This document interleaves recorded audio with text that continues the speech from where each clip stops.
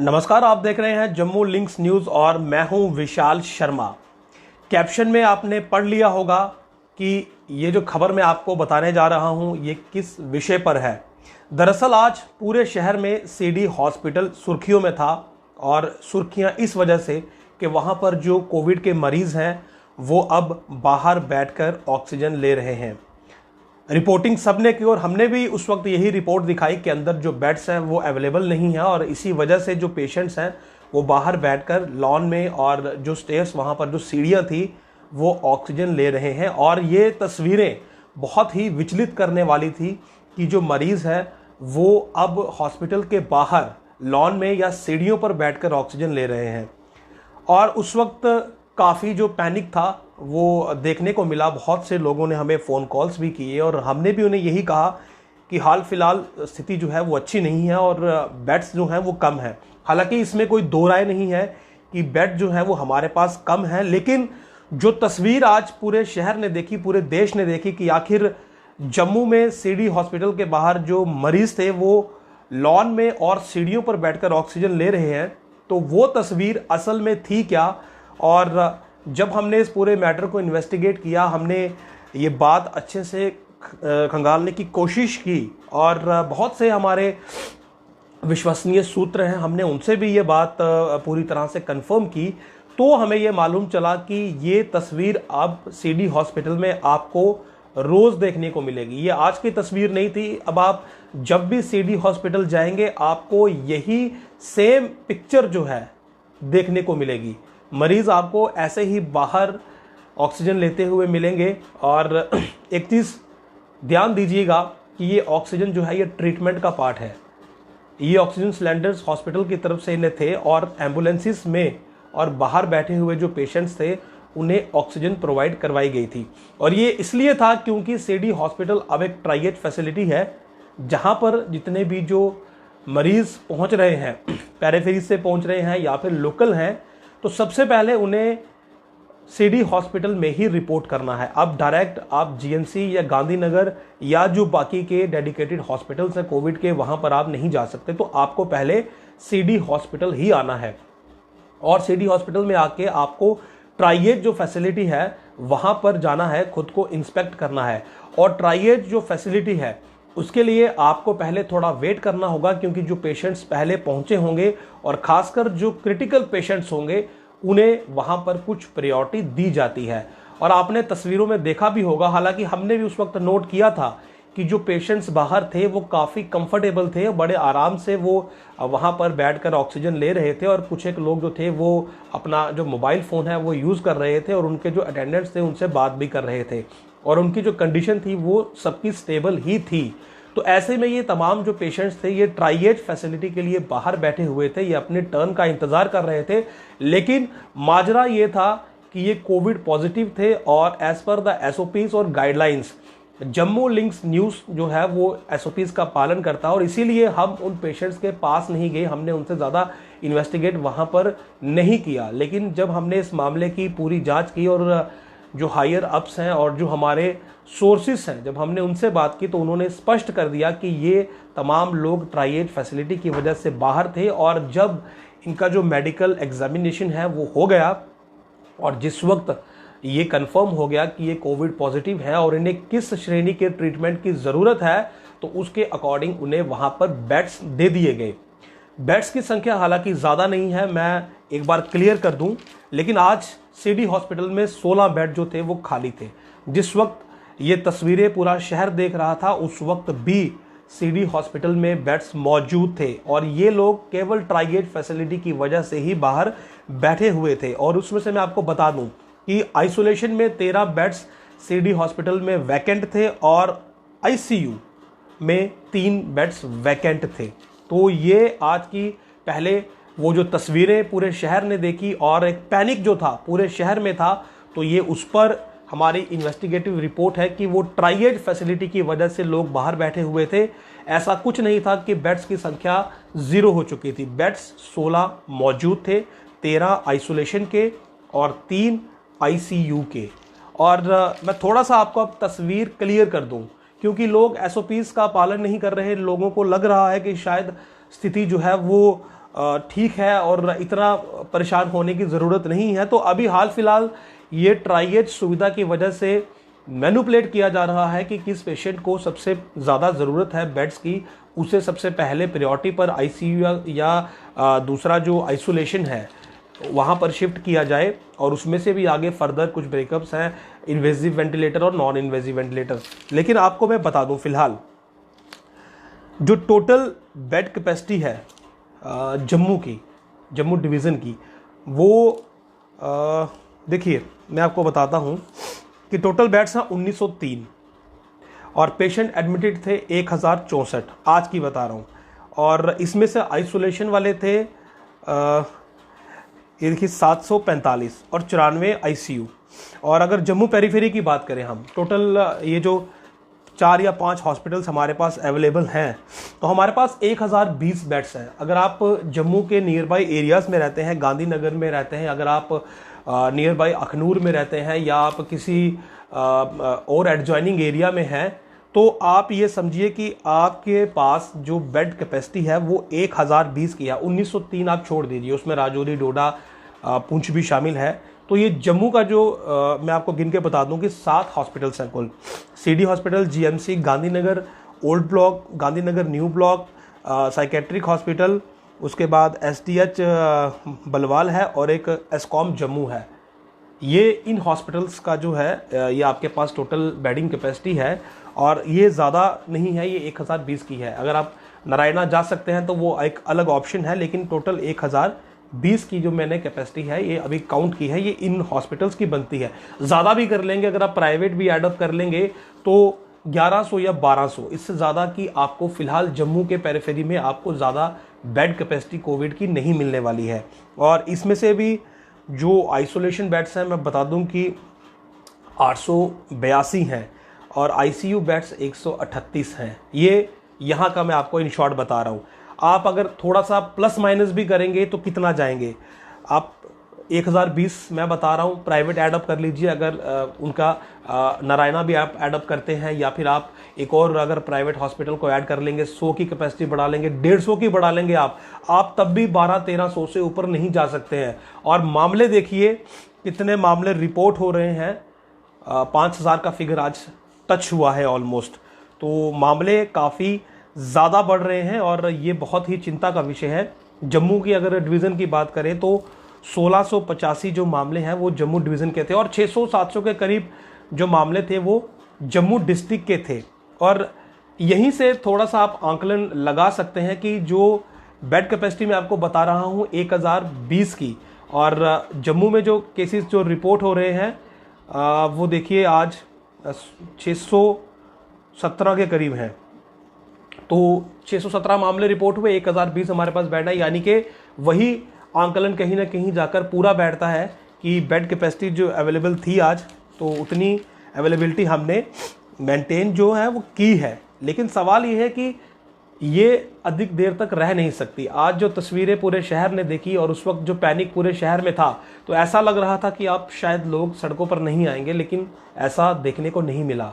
भीड़ जो थी वो सड़कों पर बहुत ही, पुलिस ने भी सख्ती की, लेकिन उसमें फ़र्क देखने को नहीं मिला। और यही वजह है कि केसेस अब 5000 पर डे पहुंच चुके हैं। और इसीलिए मैंने ये पूरा आंकलन किया कि आपको बता दूं कि आज की जो तस्वीरें थी वो तस्वीरें किस प्रकार और क्यों थी और उनके पीछे की जो वजह थी वो क्या थी। तो ये ट्राइएज फैसिलिटी थी और इसमें पेशेंट्स को थोड़ा सा वेट करना होता है, लेकिन टिल जब तक पेशेंट वेट करते हैं उन्हें एम्बुलेंस में तमाम जो ट्रीटमेंट है वो दिया जाता है और सबसे पहले ऑक्सीजन ही दी जाती है। और देखिए एक और मैंने उस वक्त भी रिपोर्टिंग के टाइम आपको बताया था कि एक पॉजिटिव चीज़ आप यहाँ से ज़रूर ले लीजिए, वो ये कि हमारे पास ऑक्सीजन अबंडेंस में है, ऑक्सीजन की कमी बिल्कुल नहीं है। और जो पेशेंट्स बाहर लॉन में हैं या स्टेयर्स में बैठे हुए हैं उन्हें भी ऑक्सीजन प्रोवाइड करवाई गई थी। और आप एक चीज़ मैं आपको थोड़ा सा यहाँ पर बता दूँ कि कुछ लोग ये कह रहे हैं कि सरकार की तरफ से, प्रशासन की तरफ से जो है वो इंतज़ामात पूरे नहीं हैं। वो सही है, बेड्स जो हैं वो सफिशेंट नंबर में क्रिएट नहीं किए गए। जितना लोड अब एकदम से बढ़ रहा है उतनी हमारे पास बेड्स की अवेलेबिलिटी नहीं है। हालांकि हाल फिलहाल हम ये चीज़ें जो है ये मैनेज तो कर रहे हैं, लेकिन हमारे पास उतना जो हमारे पास होना चाहिए था वो है नहीं। और ये एक बहुत गंभीर विषय है कि हमने इतनी चीज़ें मेंटेन क्यों नहीं की। लेकिन आप ये समझिए कि जो हमारे पास अवेलेबल चीज़ें हैं उनका भी हम अगर बेटर वे में इस्तेमाल कर लें तो हमारे लिए कम नहीं है। अभी हाल फिलहाल जो एक क्रिटिकल पेशेंट है जिसे ऑक्सीजन की नीड है, 15 लीटर पर मिनट के हिसाब से ऑक्सीजन वहाँ पर उस पेशेंट को ज़रूरत है। और 24 घंटे में 21,600 लीटर पर मिनट ये जो लीटर की ऑक्सीजन है ये कंज्यूम हो रही है। और अगर 5 दिन की बात करें तो 1,08,000 लीटर जो ऑक्सीजन है वो एक क्रिटिकल पेशेंट की रिक्वायरमेंट है। और नॉर्मल पेशेंट की रिक्वायरमेंट जो है वो 36,000 लीटर है 5 दिनों की। और अगर 5 से ऊपर जाता है तो ये बढ़ जाती है। और आप इमेजिन करिए कि 36,000 और 1,08,000 लीटर यदि ऑक्सीजन एक पेशेंट को सरकारी अस्पतालों में मिल रही है तो फिर सुविधाओं को लेकर हम हर बार नाराज़गी क्यों शो करते हैं, क्यों ये हर बार हम कहते हैं कि कुछ मिल नहीं रहा हमें। ये आकलन मैंने बहुत अध्ययन के बाद निकाले हैं और काफ़ी गंभीरता के साथ मैंने पूरी इस मामले की जांच की कि जो सुविधाएं मिल रही हैं उनकी कीमत क्या है। जब तक हमें कीमत मालूम ना हो हमें ऐसा लगता है कि हर चीज़ जो है वो मुफ्त में है और सुविधाएं अच्छी नहीं हैं। तो ये आप समझ लीजिए कि 1,08,000 लीटर एक क्रिटिकल पेशेंट को नीड है यदि वो आईसीयू में है, और 36,000 लीटर जो है वो एक नॉर्मल पेशेंट को नीड है ऑक्सीजन की, और ये सरकारी अस्पताल में आपको मुफ्त मिल रही है। तो ये एक ऑक्सीजन का आंकलन था। तो बाकी देखिए रिकवरीज जो हैं वो जम्मू में देखिए 62,000 के ऊपर रिकवरीज हो चुकी हैं और कश्मीर में 95,000 के ऊपर रिकवरीज भी हो चुकी हैं। और सीधा सीधा इशारा ये है कि ट्रीटमेंट भी जो है वो मिल रहा है। लेकिन लोगों की एक शिकायत है कि डॉक्टर्स जो हैं वो इलाज नहीं कर रहे, डॉक्टर्स अपना काम बखूबी नहीं कर रहे। मैंने बहुत से लोग देखे डॉक्टर्स को कोसते हुए। तो मैं उनसे एक सवाल करता हूं कि आखिर कोविड का इलाज है क्या जो डॉक्टर्स नहीं कर रहे? कोविड का क्या इलाज है और कोविड में रिक्वायरमेंट क्या है? कुछ एक लोग ये कह रहे हैं कि कश्मीर में मौतें इसलिए कम है क्योंकि वहाँ पर जो हेल्थ फैसिलिटीज़ हैं वो बेटर है, वहाँ पर बेटर इक्विपमेंट्स हैं और इसीलिए वहाँ पर मौतें कम हो रही हैं। तो मैं उनसे पूछता हूँ कि कोविड के इलाज में कौन से इक्विपमेंट की नीड है? मैं बताता हूँ। आपको एक सिटी स्कैन मशीन चाहिए, आपके पास जम्मू में अवेलेबल है, बहुत है। उसके अलावा आपको ऑक्सीजन चाहिए, आपके पास जम्मू में सफिशिएंट है, मोर देन सफिशिएंट है। उसके अलावा आपको मेडिसिन चाहिए, मोर देन सफिशिएंट है। हाँ, बेड्स को लेकर इशू है, लेकिन अभी भी जो डेटा मैंने आपको बताया कि आज सीडी हॉस्पिटल में भी बेड्स उस वक्त मौजूद थे और तमाम हॉस्पिटल्स में जो बेड हैं वो मौजूद थे। ऐसी बात नहीं है कि बेड्स बिल्कुल ख़त्म हो गए। तो फिर इस सब के बावजूद डॉक्टर्स जो हैं वो कहाँ पर चूक कर रहे हैं? क्योंकि कोविड का जो ट्रीटमेंट है उसमें एक आपको सीटी स्कैन चाहिए, एक आपको वेंटिलेटर चाहिए, आईसीयू आपके पास मौजूद है, दूसरा आपको ऑक्सीजन चाहिए, ऑक्सीजन आपके पास अबंडेंस में है। तस्वीरें आपने आज सीडी हॉस्पिटल की भी देखी हैं, मेडिसिन आपके पास अबंडेंस में है। इसके बाद पेशेंट का रिकवर करना और पेशेंट की जो इम्यूनिटी है, सब खेल उसका है। तो आप लोग अपनी इम्यूनिटी पर जोर करिए, इम्यूनिटी को मजबूत करिए। बाकी की जो चीज़ें हैं वो स्वास्थ्य विभाग ने आपके लिए मेंटेन रखी हुई हैं, हाल फिलहाल तो मेंटेन ही है। अगर कहीं कमी है तो वो आप लोगों के स्वास्थ्य में है, आपकी इम्यूनिटी में है। क्योंकि कोविड का कोई और ट्रीटमेंट है ही नहीं, कोई कॉम्प्लेक्स प्रोसीजर नहीं है, कोई ऑपरेशन नहीं है कि ऑपरेशन में डॉक्टर ने गलती कर दी या डॉक्टर की तरफ से गलत कोई चीज़, आपका बॉडी पार्ट काट दिया गया या फिर कुछ गलत आपको वो दे दिया गया। सिंपल रेमडेसिविर का इंजेक्शन जो आप जानते हैं, आप न्यूज़ में आप सुनते हैं, एक वो है। और बाकी की कुछ दवाइयां हैं, नॉर्मल सी दवाइयां हैं, वो भी अवेलेबल हैं, ऑक्सीजन भी अवेलेबल है। उसके अलावा सिटी स्कैन अवेलेबल है, वेंटिलेटर्स, आईसीयू मैंने आपको बताया अवेलेबल्स हैं। तो फिर परेशानी कहाँ है? फिर डॉक्टर्स पर ब्लेम जो है, लगातार बहुत से लोग मैंने देखे कि वो डॉक्टर्स को ब्लेम कर रहे हैं। तो वो चीज़ें कहीं ना कहीं गलत जा रही हैं। हमारे हेल्थ वर्कर्स जो फ्रंटलाइन वर्कर्स हैं वो इससे जो है वो डिस्करेज होते हैं। वो उनकी भी परिवार हैं और दिन रात काम करने के बाद जब आपके अपने सगे संबंधी आपसे दूरी बना लेते हैं तो डॉक्टर्स ही आपके करीब आकर आपका इलाज कर रहे हैं। इसलिए मैं बार बार यही कह रहा हूं कि हम डॉक्टर्स को जो है वो रिस्पेक्ट करें और उन्हें सैल्यूट करें उनकी इस दिन रात मेहनत के लिए, और बहुत बहादुरी के साथ वो काम कर रहे हैं। बाकी रही बात बेड्स की, और यदि कहीं पर बेड्स कम होते हैं तो डॉक्टर जो है वो बेड्स अपने घर से नहीं ला सकते, ये मैं बार बार बोल रहा हूँ। प्रशासन, एडमिनिस्ट्रेशन तैयार नहीं था, उन्होंने वक्त रहते चीज़ों को एंटिसिपेट नहीं किया कि माहौल कितना ख़राब हो सकता है, सिचुएशन कितनी ख़राब हो सकती है। यदि ये पहले आंकलन किए होते और पिछले साल से सबक लिया होता तो शायद ये जो बेड्स की शॉर्टेज की हम बात करते हैं ये अब चिंता ही नहीं होती। हालांकि गुड न्यूज़ तो ये है कि अभी फ़िलहाल 500 बेडेड हॉस्पिटल, मेकशिफ्ट हॉस्पिटल जो है वो DRDO यहाँ पर बनाएगा भगवती नगर में, और दूसरा प्राइवेट इंस्टीट्यूशंस के जो बेड्स हैं वो भी कन्वर्ट किए जाएंगे, उसके लिए भी जो प्रोसेस है वो चल रहा है। तो बेड्स की जो स्केर्सिटी है उसको लेकर के वर्कआउट जो है वो किया जा रहा है। तो ये ओवरऑल आज कोविड का जो एक इन्वेस्टिगेटिव रिपोर्ट, और काफ़ी ज़्यादा मैंने छानबीन की इन पूरे आंकड़ों की, पूरे फिगर्स की, और आपको ये बताया कि फ़िलहाल 1020 की जो कैपेसिटी है, इन 3-4 सरकारी 5-6 जो हॉस्पिटल्स हैं जो अभी डेडिकेटेड हैं, तो वो कैपेसिटी हमारे पास मौजूद है। और ICU के 138 बेड हैं, यानी कि अगर 138 क्रिटिकल पेशेंट होते हैं तो उन्हें वहाँ पर यहाँ इसी फेयर में जो है वो ICU की फैसिलिटी मिल जाएगी। और इसमें मैंने आपको बता दिया कि गांधीनगर के 2 ब्लॉक्स हैं, GMC है, CD हॉस्पिटल है, साइकेट्रिक हॉस्पिटल है, उसके अलावा STH कोट बलवाल है, और एस्कॉम जम्मू है। ये फ़िलहाल मैंने यहाँ नियर बाय हॉस्पिटल्स ही आपको मैंने गिनाए हैं।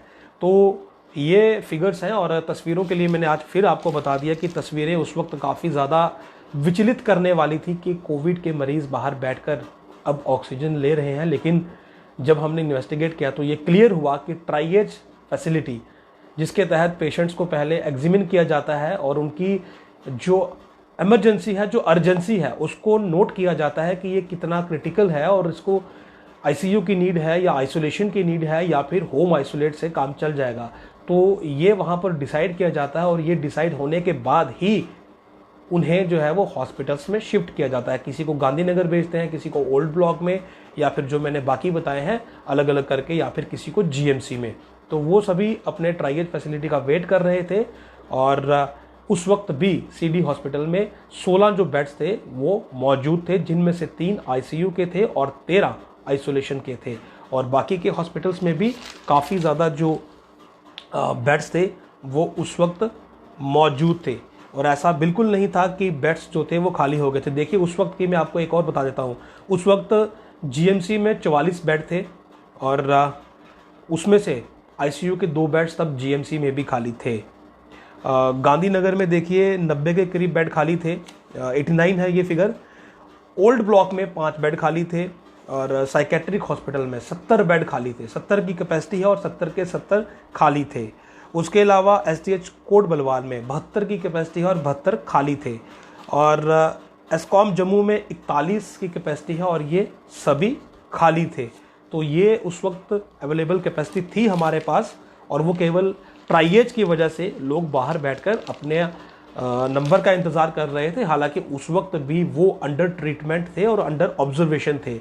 तो ये टोटल आंकड़े हैं, और रिकवरी का मैंने बता दिया कि 62,000 से ऊपर की रिकवरी जम्मू की है। तो इसका मतलब इलाज हो रहा है तो रिकवरीज भी हो रही हैं। लेकिन रिकवरीज को लेकर कुछ लोग जो हैं वो उन्हें गलत तरीके से ले रहे हैं। वो लोग ये बहुत सी मैंने देखा कि बहुत जगह वो कमेंट कर रहे हैं कि अगर पॉजिटिव मामले हैं तो रिकवरीज भी हैं। तो जनाब रिकवरीज को लेकर हमें लापरवाह नहीं होना है कि रिकवरीज है तो हम लापरवाही बरतें और SOPs का पालन नहीं करें। इसी वजह से मामले अब 5,000 तक पहुंच गए हैं, केसेस कम नहीं हो रहे हैं, और जब तक केसेस कम नहीं होंगे लॉकडाउन जो है वो नहीं हटेगा, लॉकडाउन बढ़ता रहेगा। ये केसेस 2500 पर डे तक आएंगे, तभी जाकर जो है लॉकडाउन से निजात जो है वो हमें मिलेगी। तो बहरहाल तमाम SOPs और गाइडलाइंस का जो पालन है वो आप करते रहिए, और कोशिश करिए कि वैक्सीनेशन जो है वो भी करवाएं। हालांकि जो भीड़ आप देख रहे हैं फ़िलहाल सड़कों पर, वो कुछ जो वैक्सीनेशन है और जो कुछ टेस्टिंग है उसकी वजह से भी रही है। लेकिन कोशिश यही करें कि बिन वजह बाहर ना निकलें, और तमाम SOPs का पालन जो है वो लगातार आप करते रहें, ताकि आप और आपके परिवार वाले जो हैं वो सुरक्षित रहें। बहरहाल आप बने रहिए जम्मू लिंक्स न्यूज़ के साथ। नमस्कार।